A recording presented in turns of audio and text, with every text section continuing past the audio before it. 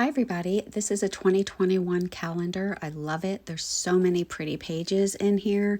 Today I'm going to be using the lemon one. Here's a close-up of it. I love it. It's so pretty and really farmhouse. But before I do anything with this, I'm going to get my board ready. I got this at Dollar Tree last week. The part with the image has a lot of glitter on it. I don't want to have to worry about all of that, so I'm just going to get rid of it. I'm going to spray it down with water and let it kind of soak in for a little while. And then I'm just going to start peeling it up. It comes up really easily. There is a layer underneath that I'm going to have to scrape up, but it was so easy. All I did was just get it wet some more. When I tried to get it up, I just noticed it just needed to be wet again. I just scraped it all off and it left the most perfect surface for me.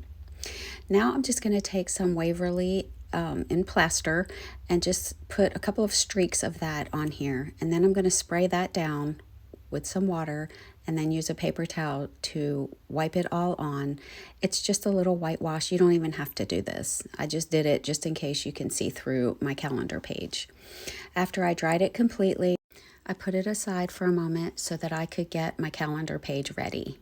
So for this, I'm going to take my water pen and Deco Roller. I've already kind of traced out where I need it to cut, but I don't like to cut anything. I like to rip it so it has that jagged edge. These Deco Rollers are perfect for that. You just put the water down and then rip it up. You don't even have to put the water down. I'll show you. You just put it against the roller and pull up. Those edges are kind of sharp and it just works perfectly every time. I'll put a link for these at the top. Now I'm just going to put a bunch of Mod Podge on my surface and spread it out in a nice even layer. I don't want too much, but I don't want too little either. You just want to make sure it's really even, make sure there's no lumps or bumps or clumps, because we're going to be ironing this in a moment. Once I get it all smoothed out, I dried it completely, put my calendar page on top, and then a piece of parchment paper. And now I have an easy press. You can use any iron on high, and you just iron it. Make sure you get all the edges in the middle and all over, and it just comes out perfectly every time. I scuffed it up with my sanding block just to make it look a little old and worn and perfect.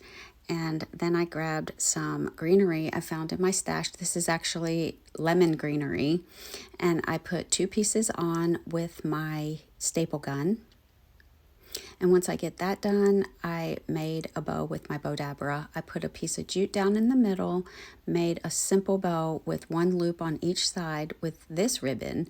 Then I grabbed a fabric square and I cut it into strips and used the whole thing. I put it in an X pattern until I used the whole thing up. And then I gathered it up in the middle with that jute, tied a knot in the back. I fluffed it up and then trimmed it up and then glued it to the top of my project. After this, I added a beaded hanger and reinforced it with some burlap in the back.